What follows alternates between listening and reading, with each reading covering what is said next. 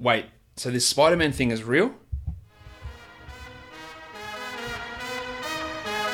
You are Locked On Fantasy Basketball, your daily fantasy basketball podcast, part of the Locked On Podcast Network, your team every day.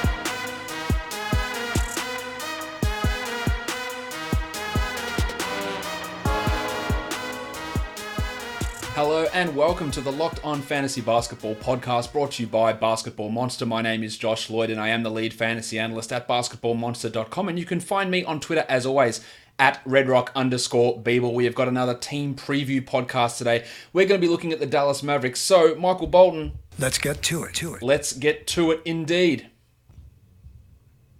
All right, to talk about the Dallas Mavericks, I bring in one of the hosts of the Locked On Mavericks podcast. Nick Angstadt is here back again to preview this Dallas Mavericks team, a very different looking Dallas Mavericks team to where we were at this point last season, and still lots of questions that need to be asked, Nick. But let's start off with a number one question. Do you think this team can make the playoffs?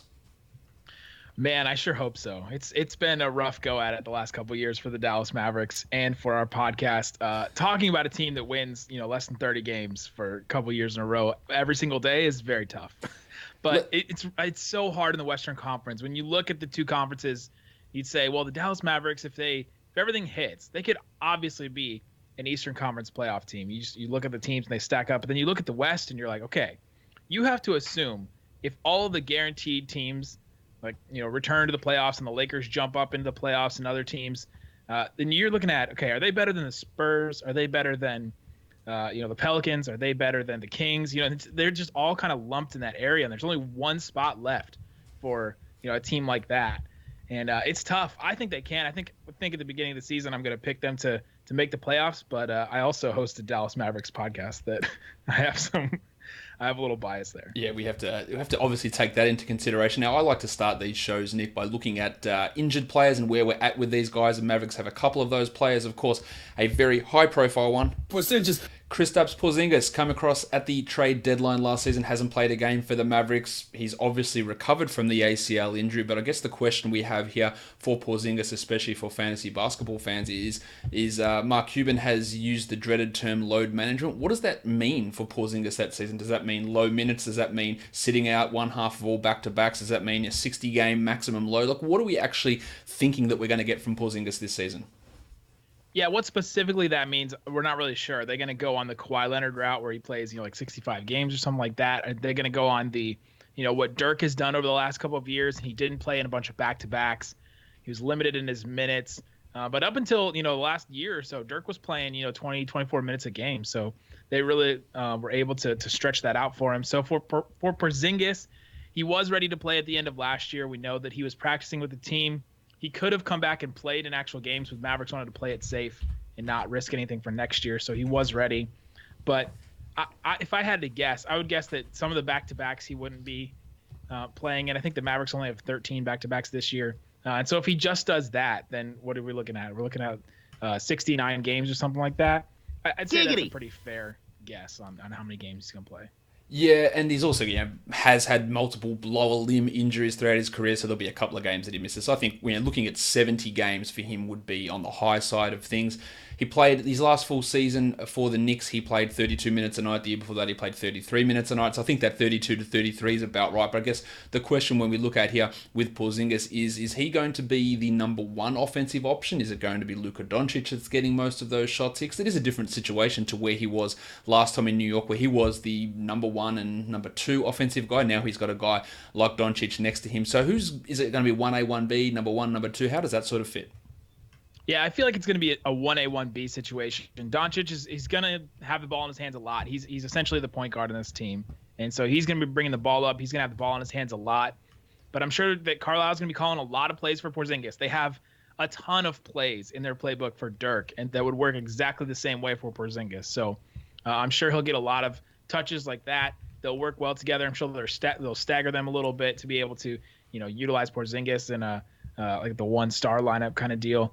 And so I just if you're worried about his load, I don't think you have to worry about it too much while he's in the game, because Mavericks don't have a ton of other offensive options as far as guys that can create their own shot besides Luka and Porzingis, so they're going to get a ton of shots each. Yeah, I think he's going to have usage pushing up towards that 28 to 30 mark. He's going to block his shots, a lot of them. He hits free throws at a solid rate. He's going to hit threes. He's going to be a solid value. I think the sites have got him pegged at the right spot in terms of rank, 32 on Yahoo, 42 on ESPN, and that's taking in some of that risk in terms of where his minutes sit and games missed and all that sort of stuff. He could very easily be a top 30 sort of a player on a per game basis, but you don't want to take that risk in that area for Porzingis for this upcoming season. The other injury situation in Dallas, Nick, is JJ Barea, of course, who tore his Achilles last season. I don't know if he's going to be ready to begin this season. You'd think at the age of 35 they'll be pretty cautious with him, but even when he is back, do you see Barea as being an every night part of the rotation? Because as things currently stand, and maybe you can correct me with this, I think we're going to have Delon Wright, Luka Doncic starting. We're going to have Tim Hardaway and Jalen Brunson as the backup backcourt. So where does Barea fit in there? Yeah, the Mavericks are in a situation right now, and they put themselves in a good spot where they don't need Barea to come back. They have those guys you mentioned. They also have Steph Curry that they brought back. He's going to play a lot of guard minutes as well. And so they don't need him to come back. They need him more for his off-the-court stuff than they do on the court. But last year, Isaac and I have talked about this a lot on Locked On Mavs, that Barea had one of his best seasons of his entire career last year, which is pretty wild.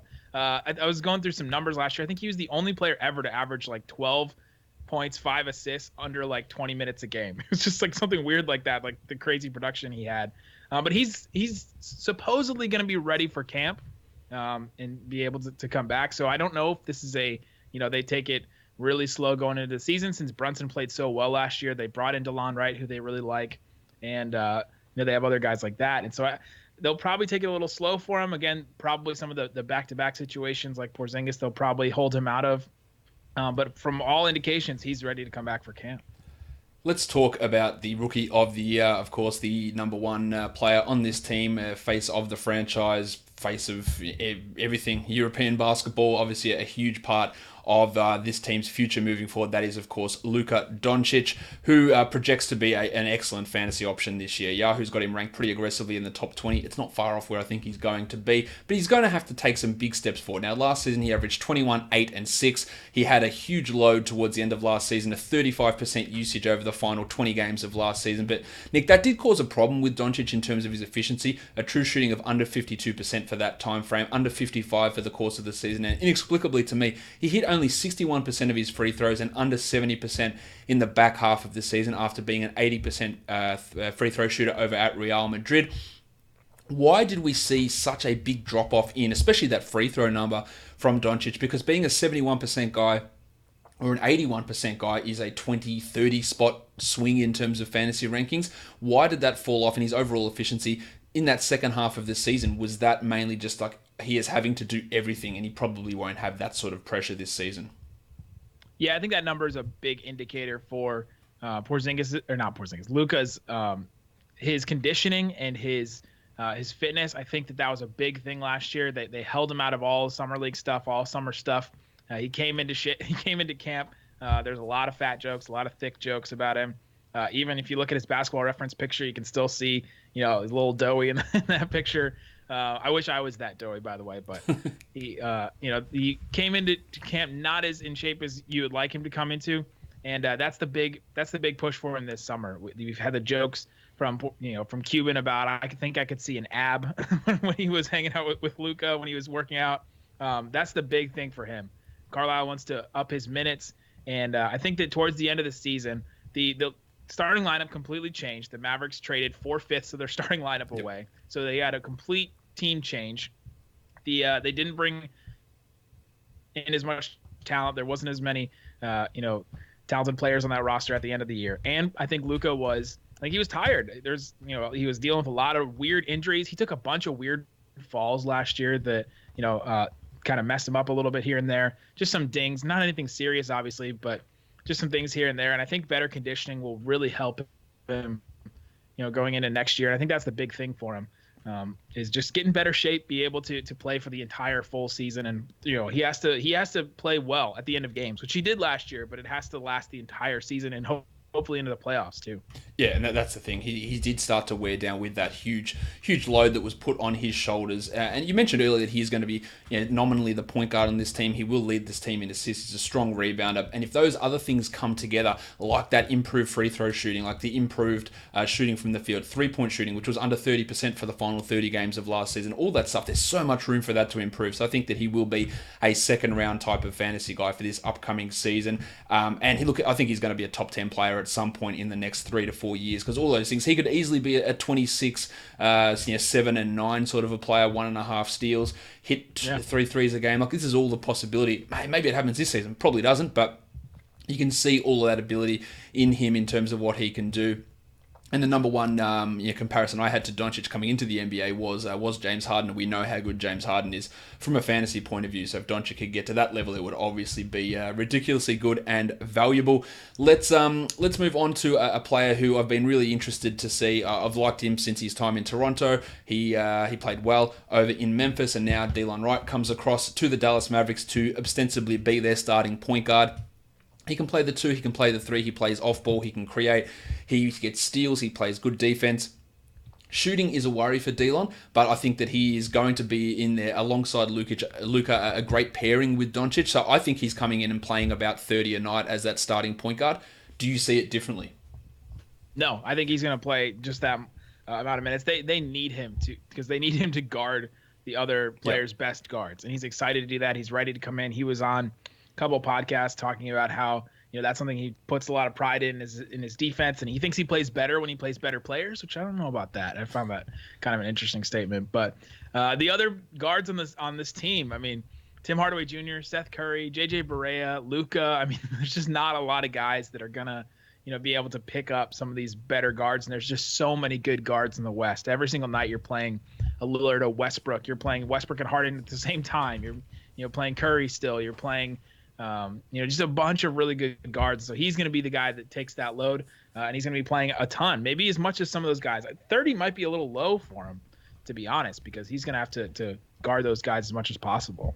We'll talk about his minutes in a little bit more when we talk about some of the other players, but his ability to get steals is key. He's done it basically all through his career. Was massive last year, the 72nd ranked player over the final 25 games of last season in 31 minutes a night with Memphis, and that's still with a usage of only 18% and scoring 12 points. So it doesn't require him to be, he was on a terrible team, he was getting all these shots. That's not what he does. That's not where his value comes from. He rebounds. The 3-point shooting was terrible. He did shoot 37% from 3 in the 17-18 season, so maybe there's hope, and I have some hope that will rebound. I think that he is a real steal option. Ranked 255th on ESPN, which is obviously nonsense. 103rd on Yahoo, I think is too low as well. He's got a chance to crack the top 75, and he will be a really, really key pairing along with Luka Doncic. Now, I don't want to get too lost in terms of talking about the minutes. Let's move on to the guy that I did want to talk about here in terms of the playing time, and that is Tim Hardaway Jr., who came across in that Porzingis trade. Played decent enough minutes for the Mavericks, was getting 30 a night during his time here around that margin before he was shut down with the stress fracture, the stress reaction in his leg again. I do not see him getting anywhere near that level of playing time this season. Let's talk about who's there. There's Delon and Doncic. I think that we're going to have Justin Jackson starting at small forward. You can correct me if I'm wrong there. Yeah, there's a lot of talk right now. It could be Justin Jackson, could be Dorian Finney-Smith. It could be Tim Hardaway Jr., but that would be my third guess out of the 3. And then, as I talked about before, you've got Jalen Brunson in the backcourt. You've got Barea's there. There's also Seth Curry, who is a better player than Tim Hardaway at this point. And if Jackson or Finney-Smith don't start, then one of those is going to be the backup at small forward as well. I don't. Maxi Kleber re-signed to play minutes in the front court at the 4 and the 5 as well. I don't see where Hardaway is getting anywhere near the level of playing time he got last season. Yeah, I think they really put him on. They played him 30 minutes a game when he came in after the trade, and I think they really put him on display to try and figure out, okay, what do we have in this guy? And I don't know if they saw the things that they wanted to see. His efficiency is not great. His shot selection is just, it's fascinating. Some of the shots that he takes, like every 2 shots, you're like, oh, that's a good one, and then just the other 2 are just not great. And so I'm concerned about him. And I don't know where he plays too. I have no feel for him. Earlier this summer, we were naming players in the Mavericks, and I cover the Mavericks. I have I have a podcast that I cover the Mavericks 5 days a week, and I forgot that he existed. Yeah, look, I think there's an actual legitimate chance that he is out of the rotation on certain nights because, like as I mentioned, you could name 4 guards better than him. So he's the 5th guard there. Do they play him behind Jackson or Finney-Smith, and one of those guys plays the backup 4 behind Porzingis? I just don't know where he fits in on this team. Do they want to put Ryan Broekhoff out there, a guy that can actually shoot and play the 3 as well, versus Hardaway, who's about a 28% 3-point shooter, or so it seems. So I just don't know where he fits. He's got an ADP on Fantrax of 86, which makes absolutely no sense. He's a guy that had that opportunity in New York because he was the only guy there to get the shots. It's not the case now. He's just not that good. He's just not going to put up that level, and I don't think he's anywhere near a standard league guy for this coming season. Let's talk about a guy that stepped up. Well, I'll say this one thing about Tim Hardaway Jr. is that the Mavericks have taken some guys, and they said because he's making this amount of money, we have to play him. And so that may be coming from management. That may be coming from upstairs. They might have some kind of incentive to play him a little bit more and try to showcase him a little bit more for trades potentially going into the season. So that's maybe where he gets kind of forced into some lineups. That would be my only guess, though, is the Mavericks have done some things like that in the past. They didn't do that with Courtney Lee, though, when they got him last season and he was on $12.5 million, which is not huge money, but it is also more than nearly everyone else on the team was making. So that they didn't force him into a larger role. But yeah, I agree. Hardaway's a better player than Courtney Lee. Well, actually, maybe he's not, depending on how you look at how these guys. I just don't see him being able to replicate the 30 minutes a night, which is something that he would need to do, and probably do more than that to actually be a fantasy useful player. But as I was saying, a guy that really stepped up after the trades last season was Dwight Powell, who I imagine comes in this season as the starting center next to Porzingis. Do you think that's how things will go? I don't see another way they're going to go about it. Yeah, that's what they want to do. They really see Porzingis, and we've talked about this a lot. Porzingis defending 5s or defending the rim and then playing 4 on offense. And they really wanted to find a guy that can do the opposite of that, to play 4 on defense and then play a 5 on offense. Dwight Powell is one of the best rim rollers in the NBA. He has lots of other shortfallings, but he's really, really good as a rim roller. He's going to get a lot of opportunity, a lot of playing time, I think, next to Porzingis, and with Maxi Kleber probably when Porzingis is out. And Dwight Powell, you said he played better after the trades. Dwight Powell has this thing where he just plays out of his mind in March and April. He's one of those guys that he's what I call sweaty. I don't know if you're into video games or watching streamers, but anybody that tries really hard playing a video game, they call them sweaties. They're like, oh, here comes some sweaties. Or they're like trying super hard, or in Fortnite, they're building a ton and all this stuff. Dwight Powell is exactly that. He's going to give you a ton of hustle plays. He's going to give you a lot of effort every single time he goes on the court.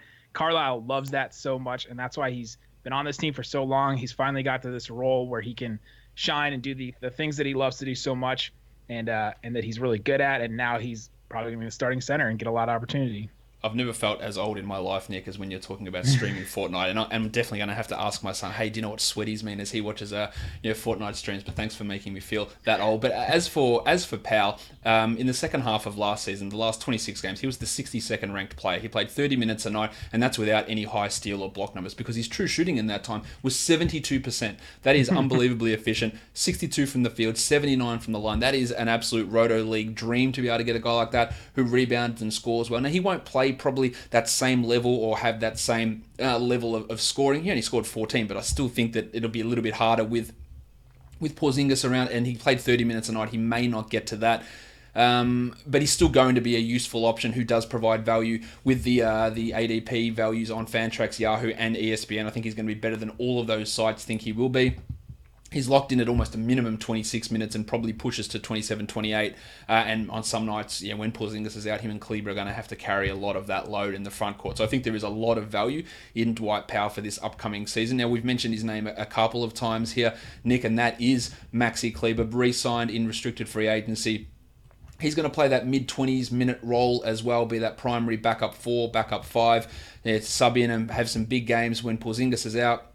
One of the weirdest sort of shot blocking, 3-point shooting, stat accumulating guys that people don't necessarily know about, but takes on the load or the mantle in Dallas now as the next big German.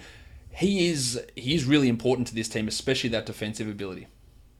Yeah, I think he really is. He's become a 3-and-D big, which is not, which is pretty rare, which is why Porzingis became the unicorn. He's kind of, a sneaky unicorn that people don't really talk about a lot. But his 3-point percentage has always been worse than I think his ability is. I think he's always been, a good 3-point shooter, watching him in practice and just his form.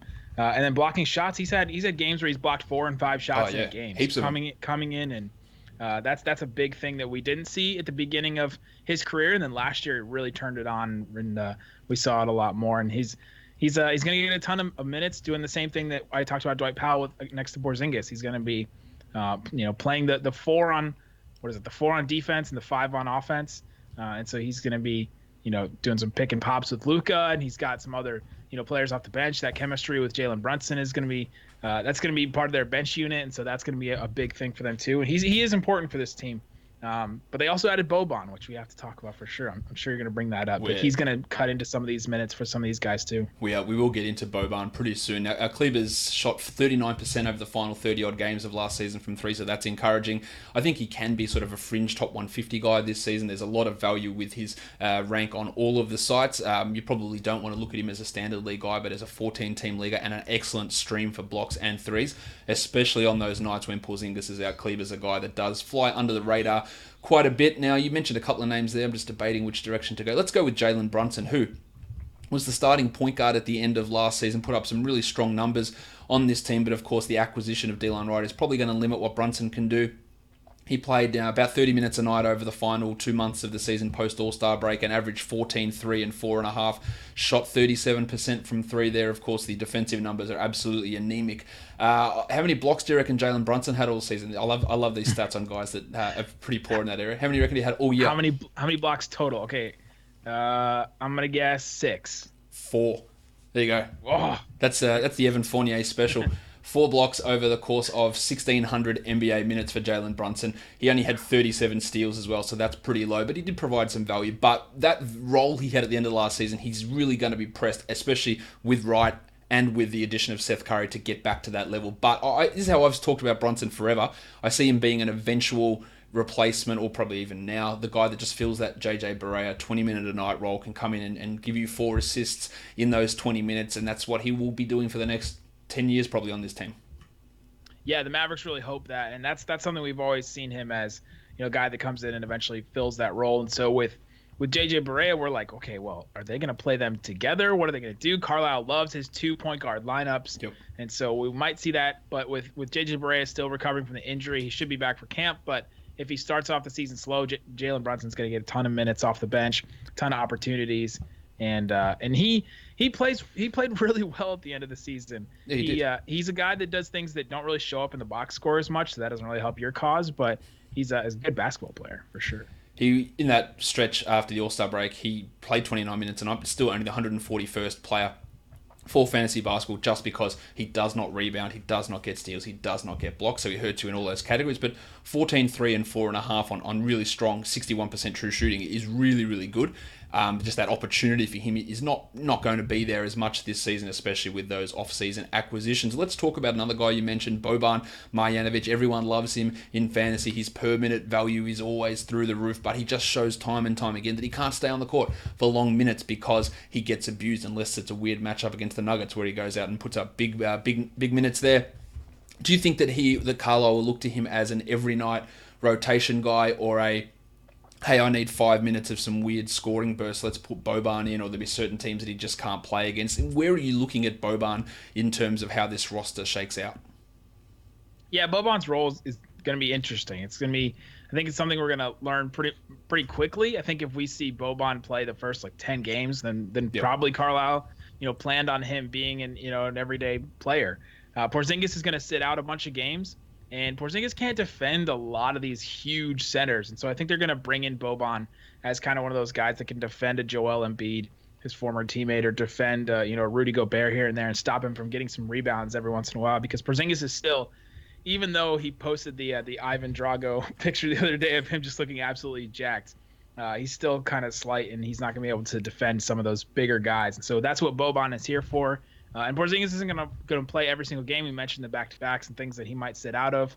And that's where Boban comes in, I think. I don't think he starts in place of Porzingis but I think he'll get some of those minutes as well. I think they brought him in with the intention of him having a role every single game, but they have a bunch of bigs too that they have to get minutes for. And Porzingis can play 5 too. Maxi Kleber, Dwight Powell, a bunch of other guys like that. So, and they can also play small and push out Justin Jackson. Tim Hardaway played the 4 at times last season. Dorian Finney-Smith can play the 4. They can go small quite often. Let's talk about Justin Jackson though, who again I do project to be the starting small forward on this team. I don't think that means huge minutes. In fact, I think it means actually not very many minutes at all. Maybe mid-20s he gets to, because to me he's just not good at all. I've never seen anything good from him, outside of like the weird random game where he'll score 20 points and do it on 20 shots and then score 20 combined points in the next 7 games. He doesn't rebound, assist, steal, or block, play defense very well. He's just not a very good player. Nick, am I wrong? I think you're selling him short as an NBA player, but maybe as a fantasy guy. I don't think he gives he's you terrible. He's a terrible fantasy player. In any specific category, but he does have a good floater game. I know you probably don't watch a bunch of Dallas Mavericks basketball, but when you do, watch his floater game. It's pretty nice. So, he has these random scoring outburst games where you go, oh shit, look at this, 24 points. Here we go against the Sixers on the 1st of April, 24 points. And you go, that's weird, but he came on 64% shooting, and of course he backed it up with 36% shooting the next night. He has these nights where he's efficient, and then nights where he just completely disappears. Like he had a stretch in March here, 21 points on 15 shots, that's good. 19 points on 16 shots, that's good. And then 9 points on 8 shots and 2 points on 5 shots.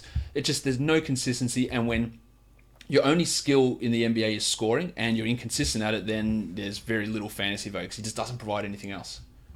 Yeah, the Mavericks just need him to be a spot-up shooter and just be credible from the three-point line. Just space the floor just enough so that Luka and Porzingis can do their thing, and that's really what they need him for. Mike Lombardi, who used to work for the Patriots, he used to be in their front office. Yep. He has this saying where there's 25% players, 50% players, and 100% players. Luka and Porzingis are guys that are 100% players. They're going to bring you stuff every single night, and I think this is applicable in fantasy too. They're bringing you these certain consistency categories every single night. I think Justin Jackson's probably a 25% player, like you were saying. He brings the 25-point game every once in a while where you're like, dang, if that guy can do that every single night, that's just completely different. But that's what separates the Lukas from Justin Jacksons. Yeah, exactly. Now, the other guy who's going to be a mainstay in this race, well, there's 2 guys we need to talk about, but let's talk Seth Curry, a guy that can come in and bang in 2 threes per game off the bench. He used to be excellent during his first stint in Dallas, had the stress reactions in his leg that cost him a whole season, came across and played pretty well in Portland. I don't imagine his role this time in Dallas is going to be the same as what it was last time in Dallas, but still looking for a reliable 3-point shooter who can be hyper efficient, who shoots free throws well, really excellent numbers there. Yeah, Curry's going to be that player, but anything else he provides, I just don't see him. Now, I'll go back to the numbers. He played 29 minutes a game last time he was in Dallas. I don't think he's getting to that level. Yeah, probably not that. It's probably a midpoint between the 29 minutes per game he was playing in Dallas. Man, that 2017 season was rough. That was just a really, really rough season. That was before even Dennis Smith Jr. was on the team. Yep. So that was that season where they just were completely awful. But somewhere probably more than he played in Portland. He played 19 minutes a game with Portland. So he's going to play a little bit more than that. I think he's going to be the second guard coming off the bench with Brunson or Barea or however they figure it out. And man, he's gonna just continue to light it up from 3. He shot really, really well in the Mavericks system, and now they have better players and they have Luka, and so hopefully that'll help him even more than he had his first time in Dallas. His 3-point shooting is insane. He's only 3 seasons in the NBA. He shot 45% from 3 as a member of the Kings, 43% as a member of the Mavericks, sat out the next season, came back and shot 45% last season. Like, these are insane shooting numbers, and there's no reason for me to think he's going to drop anywhere below, say, 43% from 3, which if your league counts 3-point percentage, he is a guy that absolutely vaults up that list because he's going to have an every night role, he's going to shoot a lot of them, and he's going to do it efficiently. Unless something weird happens and all of a sudden he's not a good 3-point shooter, which is not going to happen, Curry's going to provide you that sort of value. So he does have appeal there. The other guy who is rotation player who they did bring back in restricted free agency, they obviously like this guy, Dorian Finney-Smith. He offers as close to nothing as you can get unless your name's Justin Jackson in terms of fantasy. But Finney-Smith is a guy that provides really strong defense. The shooting's the concern, though, for him. Yeah, you just really hate 3-and-D wings, right? Like you just don't like the guys that don't do stuff that show up on the box I score. like a 3-and-D wing with no 3 or a 3-and-D wing with no D, which is what both of those guys. Add them together, maybe you get something. Yeah. We always joke that if Ryan Broekhoff and Dorian Finney-Smith could just God. fuse, if we could create some kind of hybrid NBA player, that it would just be the perfect, starting 3 in the NBA. But yeah, Dorian Finney-Smith, the shot is just a real thing. We talk about it every single year. We do the preview, the player previews, and we come up to Dorian Finney-Smith and we're like, all right, if this is the season that he can finally add the 3-point shot, he's improved every single year. He went from 29.3%, 29.9%, 31.1%. So maybe we'll get to 32 this year. Maybe we'll get to 32% this season. But yeah, that's the big thing with him. He'll get some minutes at 4 probably. He'll get some minutes at 3. They brought him back and they signed him for a fairly long-term deal that signed him for 3 seasons. So they believe in him and they like him as an off-the-bench player. I'm going to get you out of here pretty soon. There's 2 guys I do want to talk about. Second round pick, Isaiah Roby, another guy who could be in the mix for some of those minutes in the front court. He's a pretty strong shot blocker at Nebraska. He's not all that tall. How did you see his summer league, and is he just going to be a developmental guy for this year? Yeah, I think he's a development guy. I don't see him getting a ton of minutes on the team. I think he kind of falls the same way as some of these other end-of-the-bench players, that he's just there. He's getting experience playing with the team, practicing with the team. They didn't want him to exactly be a two-way guy, so they put him with the big club. Maybe at the end of the season, if somebody goes down, if the one Jonathan of the bigs Motley go special. down. Yes, exactly. And so Isaiah Roby, he's smaller than I expected, because you think coming in that he's going to be a 4. But watching him in summer league, he does bring a lot of the same things Dwight Powell does, a lot of the energy. He could be a rim roller type of guy, but he has the body of a wing right now. And so hopefully, he just develops into something more than that, or he creates, he creates a little bit more of a niche doing some other things. He can create off the dribble a little bit, which is something I did not expect from him. He's got a weird skill set. He's this shot blocker, but he's only about 6'9", but really hyper sort of long and athletic, but I don't think he can ever be a center. I don't know how he sort of fits in. He is a weird option. But the other summer league guy who I thought was a pretty big standout for the Mavericks team and is now signed a 2-way, Josh Reeves. Really liked what I saw from Reeves in summer league. In that 2-way system, and the Mavs will look to develop him there. He just looked like he was a class better than everyone on that summer league team, outside of course, my man Campaign. Yeah, if anybody plays defense in summer league, they look just so much better than everybody else, and that's what Josh Reeves does. He plays defense, and he plays it really, really well. Campaign, we're still salty about Campaign not playing because the Timberwolves or the Kings or somebody kept him out because they were waiting to sign a contract with him, and that's why the Mavericks didn't win the summer league championship. That's why. There you go. The campaign factor in summer league is huge. He's already a reigning. He has won summer league ring from his time with the Bulls, I believe, a couple of years ago. I think he was on that Bulls team when they won it. Maybe I'm incorrect there, but anyway, Josh Reeves looked pretty good, but on a 2-way deal, we're not going to see too much of him. Nick, I reckon the only way we could see a lot of Josh Reeves is if Delon Wright goes down, because they're going to need somebody to guard guards, and so he's a guy that can do that. So that's when they might bring him up and start using some of those games on that 2-way contract. That is true, Nick. That'll wrap it up for us today. We went through nearly all of these Mavericks guys. Unless you've got any blistering hot takes on Antonius Cleveland, I reckon we can get you out of here. Oh, we love Antonius Cleveland. He was on the podcast 2 weeks ago. Okay. So you can go listen to that if you want to. We love him. He was with the Mavericks a couple years ago too, and then he got injured, and then he ended up with the Hawks, and now he's back. He played pretty good in summer league too, but on that 2-way deal, I don't imagine, unless the Mavericks start thinking the same way you do with Justin Jackson and Dorian Finney-Smith, that they just think that they're trash and throw them to the wayside, that they'll bring in Antonius Cleveland. All right, Nick. Everyone can go check you out over on Locked On Mavericks. Where can they find you on the old socials? I am at Nick Van Exit. Nick Van Exel still has me blocked, but you can find me at Nick Van Exit. Why does he have you blocked? I have no idea. I've never added him. I've never been in a conversation with him. I never interacted with him. I think he used to be the GM of the Texas Legends too, which I would have been able to interact with him there. But yeah, nothing. I think he just searched his name and was like, is this guy trying to make fun of me? And he just blocked me out of nowhere. So. Eric Bledsoe blocked me as well, and I have no idea why. I don't think I ever followed him. I've never said anything bad about him, but I just found out the other day he'd blocked me. So yeah, it's always weird to find those. And also the sexy boy Sean Kilpatrick blocked me for some reason as well. Oh, I love Sean Kilpatrick with the University of Cincinnati. He probably blocked you because he listened and he lost some money on a fantasy bet or something. Hey, it could very well be. I have no idea why those guys blocked me. I don't think I was even following them. And then someone tagged them in a tweet that I was in or something, and I went to look at it and couldn't see it. So it was pretty weird. I wonder how many other NBA players have blocked us that we're not aware of. But Nick, I've kept you long enough. Thank you for jumping on once again onto the Locked On Fantasy Basketball podcast. No problem, anytime. That'll do it for today's show, guys. Make sure you are subscribed. Apple Podcasts, Google Podcasts, and on Spotify. And on YouTube, of course, hit subscribe, thumbs up, leave a comment, share it with your friends. Follow me on Twitter at @redrock_Beeble and on Instagram at Locked On Fantasy Basketball. Guys, we are done here. Thank you so much for listening, everyone. See ya.